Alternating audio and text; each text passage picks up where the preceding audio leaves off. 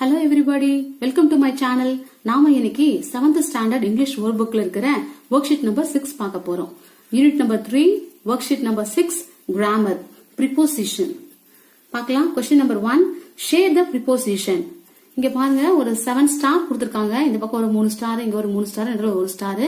அந்த ஸ்டாருக்குள்ள என்ன இருக்கு அப்படின்னா சில வேர்ட்ஸ் எழுதிருக்காங்க. Now, will, அதுக்கப்புறம் beside, among, was, above, with அப்படின்னு நிறைய வேர்ட்ஸ் எழுதிருக்காங்க. அந்த வேர்ட்ஸ் வந்து ப்ரிபோசிஷனா இருந்துச்சுன்னா அந்த ஸ்டாரை ஷேட் பண்ணுங்க அப்படின்னு சொல்லிருக்காங்க. ஏதாவது கலர் பென்சில் இல்லைன்னா கிரையான்ஸ் அப்படி யூஸ் பண்ணி நீங்க ஷேட் பண்ணலாம். அப்படின்னா பேனாவை யூஸ் பண்ணி நான் போட்ட மாதிரி இந்த மாதிரி ஷேட் பண்ணி காட்டலாம். பார்க்கலாம் வாங்க. ஃபர்ஸ்ட் வந்து வித், இந்த ஸ்டாருக்குள்ள என்ன வார்த்தை இருக்குன்னா வித். ஸோ வித் என்பது ஒரு ப்ரிபோசிஷன். அதனால என்ன பண்ணிருக்கேன் அப்படின்னா அந்த ஸ்டாரை நான் ஷேட் பண்ணிருக்கேன். இது மாதிரி நீங்க ஷேட் பண்ணி காட்டலாம். அடுத்து பார்க்கலாம் நவ். ஸோ இன்னொரு ஸ்டார்ல என்ன வார்த்தை இருக்கு? நவுன். இன்னொரு ஸ்டார்ல என்ன வார்த்தை இருக்கு? நவ் அப்படின்னு ஒரு வார்த்தை இருக்குது. இது வந்து it is not a preposition word. அதனால நான் இந்த ஸ்டாரை ஷேட் பண்ணல. அடுத்து பார்க்கலாம் பிசைட். பிசைட்னா பக்கத்துல. சோ இதுவும் ஒரு ப்ரிபோசிஷன். அடுத்து பாருங்க அமாங். அமாங்னா அது கூட. சோ அது வந்து அது கூட அப்படின்னு ஒரு அர்த்தத்துல மீனிங் வரும். சோ இதுவும் ஒரு ப்ரிபோசிஷன். அதனால இந்த ஸ்டாரை நான் என்ன பண்ணிருக்கேன் அப்படின்னா ஷேட் பண்ணிருக்கேன். அடுத்து பார்க்கலாம் வில். வில் அப்படின்னு ஒரு வேர்டு இருக்கு. Will is not a preposition word. அதனால இந்த ஸ்டாரை நான் ஷேட் பண்ணல. அடுத்து வாஸ், not preposition. அடுத்து பாருங்க above. above, aboveனா மேல.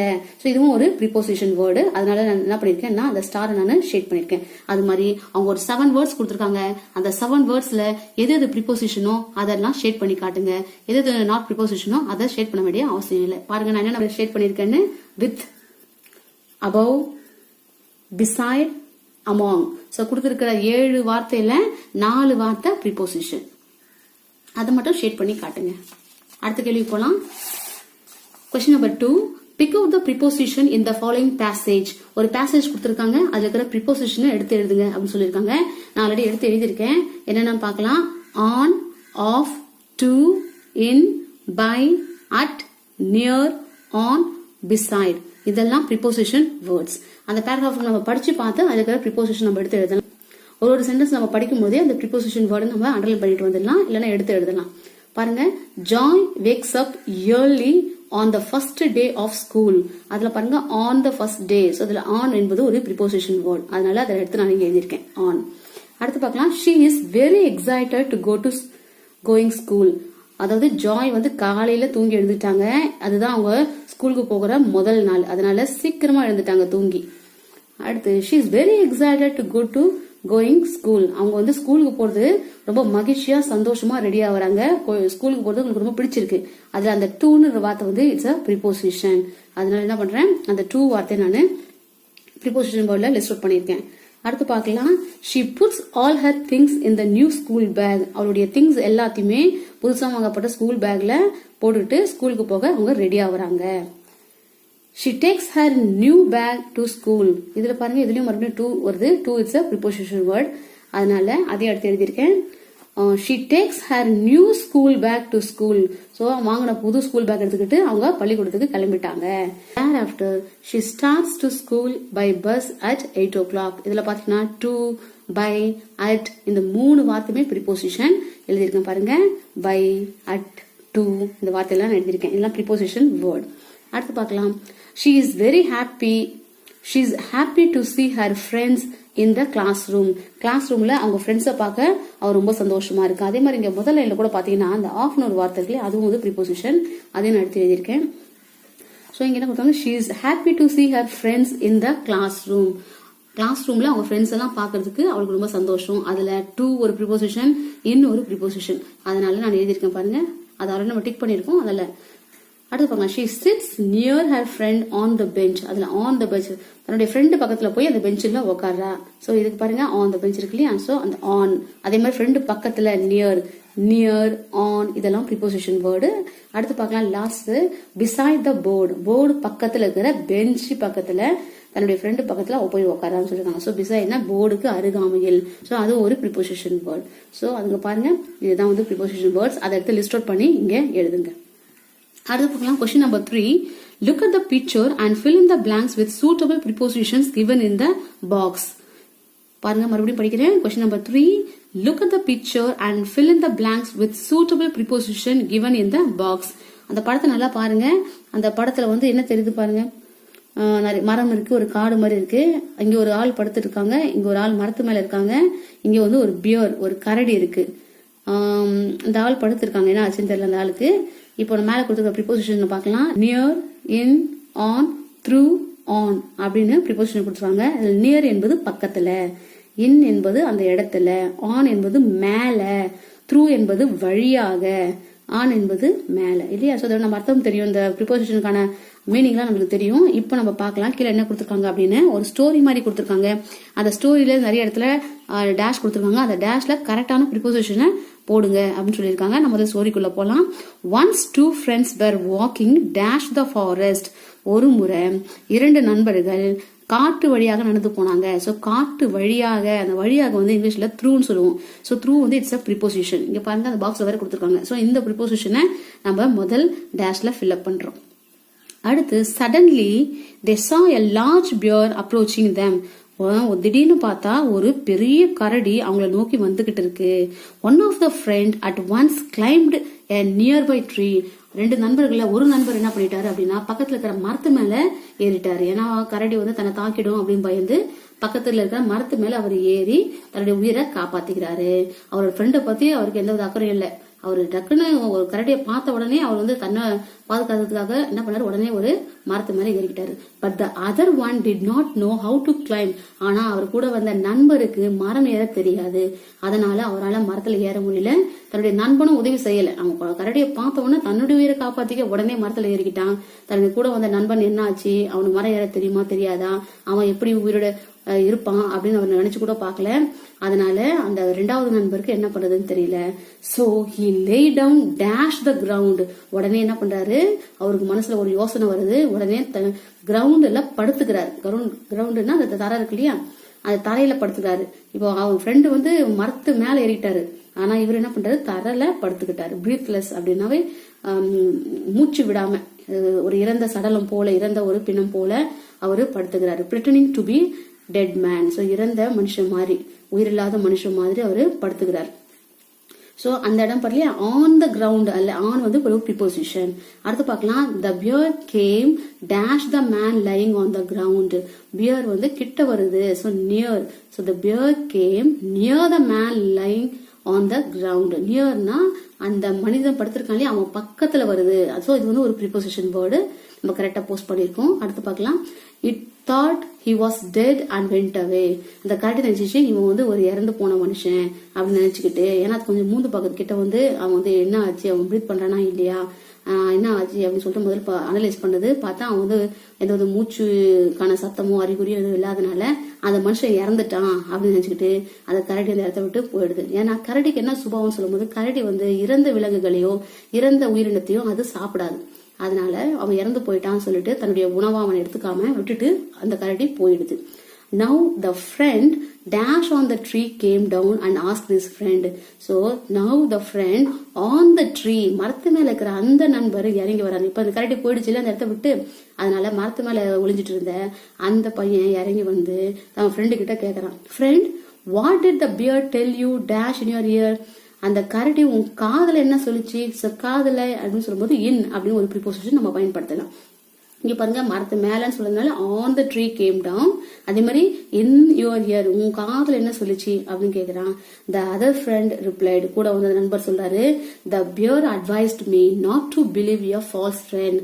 அந்த கரடி எனக்கு என்ன ஆலோசனை சொல்லிச்சு, அட்வைஸ் பண்ணிச்சு அப்படின்னு சொல்லும்போது, ஒரு போலியான நண்பனை எப்பவும் நம்பாத அப்படின்னு சொல்லிச்சு அப்படின்னு அந்த நண்பர் சொல்லி முடிக்கிறாரு. இப்ப பாத்தீங்களா இது ஒரு நல்ல ட்ரூ ஃப்ரெண்ட்ஸா இல்லையா, அந்த ஒரு டெஸ்ட் பண்ற மாதிரி இருக்குல்ல இந்த ஸ்டோரி. இந்த ஸ்டோரியில நிறைய வேர்ட்ஸ் இருந்துச்சு, அதெல்லாம் வந்து ப்ரிப்போசிஷன் வேர்டை கொண்டு நம்ம என்ன பண்றோம், நம்ம கரெக்டா அதை ஃபில் அப் பண்ணி அதை முடிக்கிறோம்.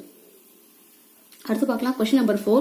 Classify the preposition in the following passage and write it down in the appropriate column. அதாவது அவங்க கொடுத்துருக்காங்க இல்லையா, ஒரு 3 லைன் கொடுத்துருக்காங்க. அந்த லைனை நம்ம வாசித்து பார்த்து அதுல இருக்கிற ப்ரிப்போசிஷன்ஸை நம்ம கிளாசிஃபை பண்ணி, அந்த ப்ரிப்போசிஷன் என்ன அர்த்தம், ஒரு டைமை குறிக்கிற வார்த்தையா இருந்தாலோ, ஒரு பிளேஸை குறிக்கிற வார்த்தையா இருந்தாலோ, இல்ல ஒரு பொசிஷனை குறிக்கிற வார்த்தையா இருந்தாலும் அதெல்லாம் நம்ம ப்ரிப்போசிஷன் சொல்லுவோம் இல்லையா. அதனால அது மாதிரி ப்ரிப்போசிஷனுக்கான அந்த கேட்டகரி எடுத்து அந்த கொடுத்துருக்க பர்டிகுலர் காலத்துல போடு அப்படின்னு சொல்லியிருக்காங்க. முதல்ல நம்ம கொடுத்துருக்க 3 லைன் நம்ம வாசித்து பார்க்கலாம். Yesterday, Rani went to a toy shop in the evening. The toy department was on the first floor. She saw many dolls in the corner rack, but she liked the Barbie doll in the box and bought it. She reached home at 9 p.m. இங்க பார்த்தனா இந்த 3 line ஃபுல்லாவே பார்த்தனா நிறைய preposition கொடுத்திருக்காங்க. Time குறிக்கிற வார்த்தைகள், place குறிக்கிற வார்த்தைகள், பொசிஷனை குறிக்கிற வார்த்தைகள் அப்படின்னு சொல்லிட்டு ப்ரிபோசிஷனை மென்ஷன் பண்ற மாதிரி எல்லா வார்த்தையும் கொடுத்திருக்காங்க. அதை எடுத்து நம்ம என்ன பண்ணி போறோம் அப்படின்னா ஒரு அப்ரோப்ரியேட் காலத்துல உள்ள புட்டப் பண்ண போறோம். ஃபர்ஸ்ட் காலம் பாருங்க, டைம் குறிக்கிற வார்த்தை எங்க இருக்கு அப்படின்னு நம்ம பார்க்கலாம். இங்க பாருங்க அந்த லைன்ல முதல் லைன்ல பாருங்க, இந்த ஈவினிங் ராணி டாய் ஷாப்க்கு எப்ப போனா அப்படின்னா ஈவினிங்ல போனா. சோ அந்த நேரத்தை குறிக்குது இல்லையா? சோ நேரத்தை குறிக்கிற வார்த்தை வந்து டைம் குறிக்கிற ப்ரிபோசிஷன். அதனால இந்த ஈவினிங் எடுத்து நான் டைம்கான காலத்துல போடுறேன். அடுத்து அதே போல லாஸ்ட் லைன் பாருங்க, she reached home at 9 p.m. வீட்டுக்கு ஷாப்பிங் எல்லாம் முடிச்சிட்டு ஒரு நைட் 9 மணிக்கு வீட்டுக்கு வந்து சேர்றா. சோ இதுவும் அந்த காலத்தை குறிக்கிற ப்ரிபோசிஷன். at 9 p.m. இது காலத்தை அட்டுன்னு இல்லையா? அந்த அட்டுன்னு வந்து ப்ரிபோசிஷன் வேர்டு.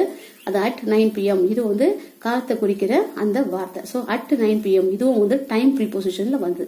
அடுத்து பார்க்கலாம், பிளேஸ் எங்க குறிக்கிற ப்ரிபோசிஷன் பார்க்கலாம். பிளேஸ்ன்னு சொல்லும் போது பாருங்க, அந்த முதல்ல என்ன பண்ணுங்க, ராணி எங்க போனா பாருங்க, இடம். பிளேஸ்னா இடம், இடத்தை குறிக்கிறது. சோ ராணி எங்க போனா, to a toy shop. ராணி எங்க போனா, to a toy shop. ஒரு பொம்மை கடைக்கு போனா. சோ எங்க போனா, பொம்மை கடைக்கு போனா. சோ அந்த இடத்தை குறிக்கிறது. இடத்தை குறிக்கிறது வந்து இடம் குறிக்கிற அந்த காலத்துல போடுறோம். அதே போல அதே லைன்ல பாருங்க, the toy department was on the first floor. on the first floor. Department எங்க இருந்துச்சு, அதுவும் இடத்தை குறிக்குது. எங்க இருந்துச்சு, அந்த கடையில முதல் மாடியில தான் வந்து அந்த பொம்மை விற்கிற அவங்க ஆக்சுவலா அந்த பாப்பா வந்து ராணின்னு ஒரு பாப்பாவா ஒரு கடைக்கு போறா. அங்க பொம்மை விற்கிற ஃப்ளோர் எதுன்னு சொல்லும் போது ஃபர்ஸ்ட் ஃப்ளோர்ல தான் பொம்மை விற்கிறாங்க. அதனால அந்த இடத்தை குறிக்கிறதுனால அது வந்து பிளேஸ் குறிக்கிற ப்ரிபோசிஷன். அதனால அங்க மென்ஷன் பண்றோம். அடுத்து பார்க்கலாம், பொசிஷனை குறிக்கிற மாதிரி எங்க இருக்குன்னு சொல்லி. பொசிஷன் வந்து எக்ஸாக்ட் அந்த இடம் அப்படின்னு. இப்ப பாருங்க, அது முதல் லைன் ஓகே. செகண்ட் லைன்ல பாருங்க, in the box she liked the Barbie doll in the box. பாக்ஸ்குள்ள இருக்கிற அந்த பார்பி டால் அவளுக்கு ரொம்ப பிடிச்சிருந்துச்சு. சோ அந்த பொசிஷன், சோ அந்த பார்பி டால் அந்த கடையில தான் இருந்துச்சு.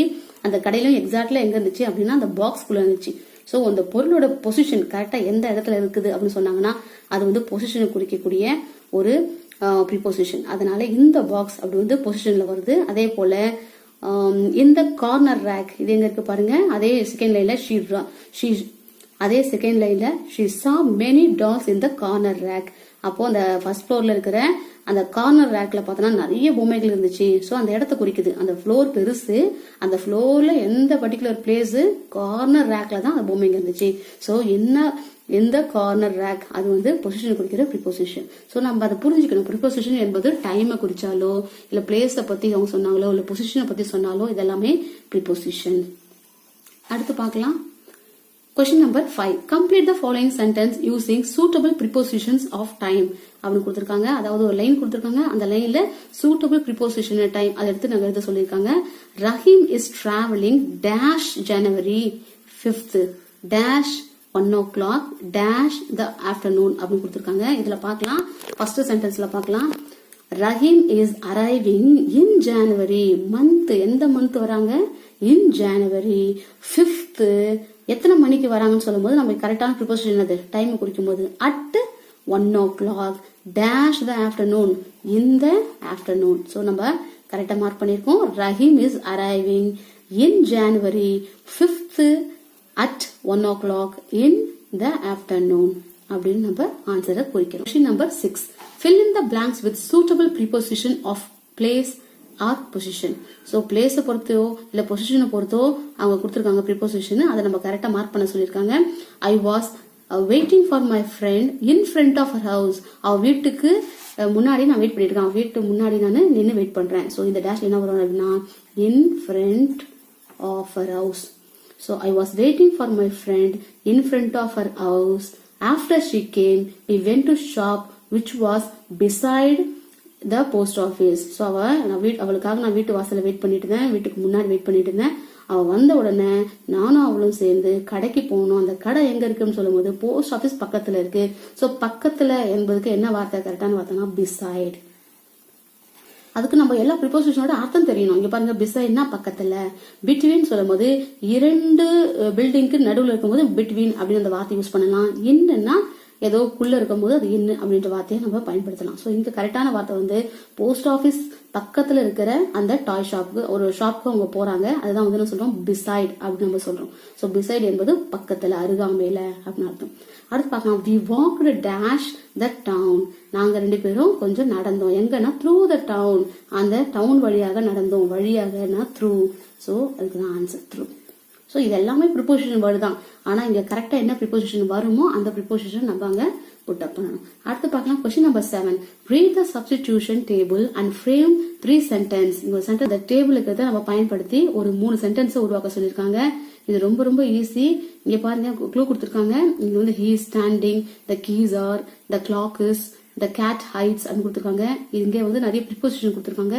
இங்க அதோட மீனிங்ஃபுல் சென்டென்ஸ் கொடுத்திருக்காங்க. நம்ம அழகா பண்ணலாம். இங்க பாருங்க, நம்ம எது வேணா எடுத்து நம்ம ஈஸியா மேட்ச் பண்ணலாம். he is standing near the tree பண்ணலாமா? he is standing near அந்த ப்ரிப்போசிஷன் பயன்படுத்தலாம். எதுக்கு பக்கத்துல நின்னுட்டாங்க? near the tree. சோ ஒரு சென்டென்ஸ் நம்ம உருவாக்கிட்டோம். he is standing near a tree. அடுத்து பார்க்கலாம், கிளாக் எங்க இருக்கும் பாருங்க. the clock வந்து செவத்துல இருக்கும் இல்லையா, வால்ல இருக்கும். அதனால கிளாக் வால்ல இருந்துச்சுன்னா அதுக்கு என்ன ப்ரிப்போசிஷன் கரெக்டா யூஸ் பண்ணுவோம்? on. so the clock is on the wall. the clock is on the wall அப்படின்னு ஒரு சென்டென்ஸ் நம்ம ஃப்ரேம் பண்ணலாம். the cat hides இது எப்படி நம்ம யூஸ் பண்ணலாம்? cat வந்து ஒளிஞ்சிருக்கு. எங்க ஒளிஞ்சிருக்குது பாருங்க, cat under the table. so கீழ இருக்கும்போது நம்ம என்ன வார்த்தை யூஸ் பண்ணுவோம்? underன்னு வார்த்தை யூஸ் பண்ணுவோம்.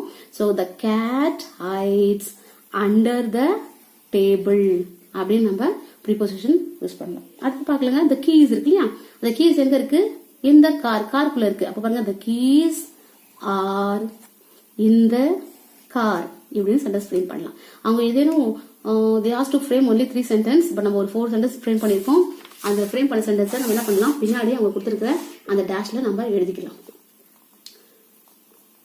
அடுத்து பார்க்கலாம், question number 8. Spot the error in the following sentence and rewrite it correctly. So ஒரு சென்டென்ஸ் கொடுத்திருக்காங்க, அதுல ஒரு சின்ன பிழை இருக்கு. அதாவது அந்த ப்ரிப்போசிஷனை தவறா யூஸ் பண்ணிருக்காங்க. அதை நம்ம சரி பண்ணி எழுத போறோம். I have been waiting from 3 hours. நான் ஒரு 3 மணி நேரமா வெயிட் பண்றேன் அப்படின்னு சொல்ற மாதிரி வருது இந்த சென்டென்ஸ். ஆனா இங்க from அப்படின்னு ஒரு ப்ரிப்போசிஷன் பயன்படுத்திருக்காங்க. இது ஒரு தவறு. சோ இங்க என்ன வரணும் அப்படின்னு சொல்லும்போது, நான் வந்து 3 மணி நேரமா வெயிட் பண்றேன்னு சொல்லும்போது for அப்படின்னு சொல்லுவோம். அதுதான் சரியான ஆன்சர். அதனால I have been waiting for 3 hours அதுதான் சரியான சென்டென்ஸ். நீங்க எழுதலாம், I have been waiting for 3 hours இதுதான் சரியான சென்டென்ஸ். from வரக்கூடாது. I have been waiting from 3 hours இருக்கு. இதுல அந்த from வந்து தவறு. சோ அந்த ஸ்பாட் எரர் அவங்க கண்டுபிடிக்க சொல்லிருக்காங்க. சோ நம்ம எரர் கண்டுபிடிச்சிட்டேன். Spot the error. So error spot பண்ணிட்டேன். அடுத்து சொல்லிருக்காங்க ரீரைட் கரெக்ட்லி. சோ அந்த எரரை தப்பா இருக்கு அதை சரி பண்ணி சரியா எழுத சொல்லிருக்காங்க. சோ ஃப்ரம்க்கு பதில் ஃபார் போட்டா அந்த சென்டென்ஸ் கரெக்ட் ஆகுது. I have been waiting for 3 hours அப்படி நம்ம முடியலாம். சோ அது பீரியட் ஆஃப் டைம், ஒரு எத்தனை மணி நேரம் அப்படின்னு பீரியட் ஆஃப் டைம் கொடுக்கும்போது நம்ம யூஸ் பண்ண வேண்டிய கரெக்டான ப்ரிப்போசிஷன் வந்து ஃபார் தான். சோ ஃபார் தான் ஆன்சர். அடுத்து பார்க்கலாம், question number 9. Frame 3 sentences using the preposition given below. அங்க ஒரு 3 preposition கொடுத்திருக்காங்க. அதை பயன்படுத்தி ஒரு 3 sentences உருவாக்க சொல்லிருக்காங்க. நான் உருவாக்கியிருக்கேன் பாருங்க. First, my mother looks after me. after ஒரு கீ வார்த்தை கொடுத்திருக்காங்க. So my mother looks after me. அம்மா தான் என்ன பாத்துக்கிறாங்க, சாப்பாடு ஊட்டி எனக்கு தேவையான பணிவிடைகள்லாம் செஞ்சு அம்மா என்ன பாத்துக்கிறாங்க அப்படின்னு சொல்றாங்க. அடுத்து பார்க்கலாம், டியூரிங் அப்படின்னு ஒரு வார்த்தை இருக்கு. அதுக்கான சென்டென்ஸ் நம்ம ஃப்ரேம் பண்ண போறோம். we went to Ooty during vacation. எங்கள் வெக்கேஷன் சொல்லும்போது ஒரு விடுமுறை இல்லையா, விடுமுறை காலம். அந்த காலத்துல நாங்க எங்க போனோம் அப்படின்னா ஊட்டி போனோம். ஸோ டியூரிங் வெக்கேஷன் எப்ப போனோம், ஸோ டியூரேஷன் ஒரு டைம் குறிக்குதுல, எந்த காலத்துல போனோம் அப்படின்னு சொல்லும்போது டியூரிங் வெக்கேஷன்ல போனோம். அதுல பாருங்க, we went to Ooty during vacation. அடுத்து பார்க்கலாம், பிலோ. பிலோ என்பது கீழே இல்லையா, கீழே அப்படி ஒரு மீனிங்ல வரும். அதை வச்சு எப்படி சென்டென்ஸ் ஃப்ரேம் பண்ணலாம் பார்க்கலாம். The temperature is below the average today. Temperature இன்னைக்கு பார்த்தா எப்பவுமே வந்து ஒரு கிளைமேட் வந்து ஒரு சூடாவே இருக்குன்னு வச்சுக்கோங்க, ஒரு வெப்பமாவே இருக்கு. ஆனா திடீர்னு பார்த்தா ஒரு மேகமூட்டம் கொஞ்சம் அப்படியே வெப்பங்கள் தணிஞ்சு ஒரு குளிர்ச்சியா இருக்கும்போது நம்ம சொல்லுவோம் இன்னைக்கு டெம்பரேச்சர் ரொம்ப கம்மியா இருக்கு அப்படின்னு சொல்றோம் இல்லையா. அது போல டெம்பரேச்சர்னா அது சூடு, காலநிலை வந்து கொஞ்சம் குளிர்ச்சியா இருக்கும்போது the temperature is below the average today. நம்ம எதிர்பார்த்ததை விட கொஞ்சம் சூடு கம்மியா தான் இருக்குது அப்படின்னு நம்ம சென்டென்ஸ் ஃப்ரேம் பண்ணலாம். Last Question number 10. Read the following instruction carefully and draw the picture. இங்க கீழே ஒரு 4 இன்ஸ்ட்ரக்ஷன் கொடுத்துருக்காங்க. அது போல கீழே ஒரு படம் வரைங்கன்னு சொல்லியிருக்காங்க. ஃபர்ஸ்ட் கொடுத்துருக்காங்க draw a square in the middle of the box. அங்க பாருங்க ஒரு பாக்ஸ் கொடுத்துருக்காங்க. அந்த பாக்ஸ்ல உங்களுக்கு அந்த ப்ரீபோசிஷன்லாம் கரெக்டா அதோட மீனிங் தெரியணும். இங்க நிறைய ப்ரீபோசிஷன் யூஸ் பண்ணிருக்காங்க. in the middle அப்படி கொடுத்துருக்காங்க. of the box அப்படி ப்ரீபோசிஷன் பயன்படுத்திருக்காங்க. அந்த ப்ரீபோசிஷன் நீங்க நல்லா புரிஞ்சுக்கிட்டீங்கன்னா தான் அவங்க கொடுக்கறத நம்ம சரியா செய்ய முடியும். ஃபர்ஸ்ட் என்ன சொல்லிருக்காங்க பாருங்க, draw a square in the middle of the box. தான் so of the box. இந்த பாக்ஸ்ல மிடில் என்பது இதுதான் மிடில் சென்டர். இந்த மிடில்ல ஒரு ஸ்கொயர் வரைக்க சொல்லுங்க. ஸ்கொயர் என்பது என்னது, 4 sides ஈக்குவல் இல்லையா? சோ 4 side ஈக்குவல்னா ஒரு ஸ்கொயர் வரைச்சிருக்கேன். நான் வரைஞ்சிருக்கேன் பாருங்க, அதுதான். சோ இங்க பாருங்க இந்த மிடில்ல வரைஞ்சிருக்கேன் ஆஃப் த பாக்ஸ். இப்ப செகண்ட் பார்க்கலாம். draw a triangle above the square. So இந்த ஸ்கொயருக்கு மேல, அப்போ above அப்படின்னு அந்த ப்ரிபோசிஷன் நீங்க புரிஞ்சாதான் நீங்க செய்ய முடியும். சோ above the square கொடுத்திருக்க ஸ்கொயருக்கு மேல ஒரு ட்ரையாங்கிள் வரைஞ்சிருக்கேன் பாருங்க. அடுத்து பார்க்கலாம். draw a rectangle beginning from the middle of the square and touching its bottom அப்படின்னு கேட்டிருக்காங்க.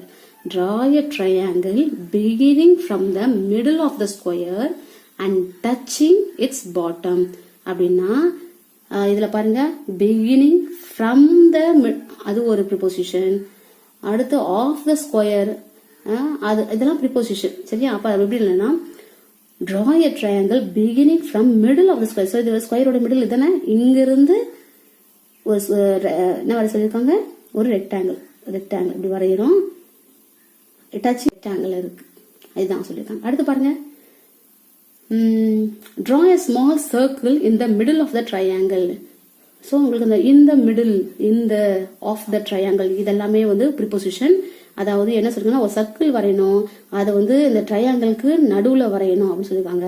அப்போ ட்ரையாங்கிளுக்கு நடுவுல இல்லையா? So middle of the triangle. அது ஒட்டணும்னு அவசியம் இல்லை, இப்படி கூட வரையலாம். அவ்வளவுதான். ஸோ இப்போ நம்ம நல்ல ப்ரிபோசிஷன் புரிஞ்சா மட்டும் தான் நம்ம அவங்க கொடுத்துருக்க இன்ஸ்ட்ரக்ஷன் கரெக்டாக ஃபாலோ பண்ணி நம்ம செய்ய முடியும். ஸோ இதோட ஒர்க் ஷீட் நம்பர் 6 ஃபினிஷ் ஆகுது. இது உங்களுக்கு ஒரு பயனுள்ள வீடியோவா இருக்கும் அப்படின்னு நான் நம்புறேன். இந்த வீடியோ பிடிச்சிருந்தா லைக் பண்ணுங்க, உங்க ஃப்ரெண்ட்ஸுக்கும் ஷேர் பண்ணுங்க. மறக்காம வீடியோஸ்லாம் தொடர்ந்து பாருங்க. உங்களுக்கு தேவையான பயனுள்ள வீடியோக்கள் தொடர்ந்து வந்துகிட்டே இருக்குது. எல்லா ஸ்டாண்டர்டுக்கும் இது பயனுள்ளதா இருக்கும். தேங்க்ஸ் ஃபார் வாட்சிங்.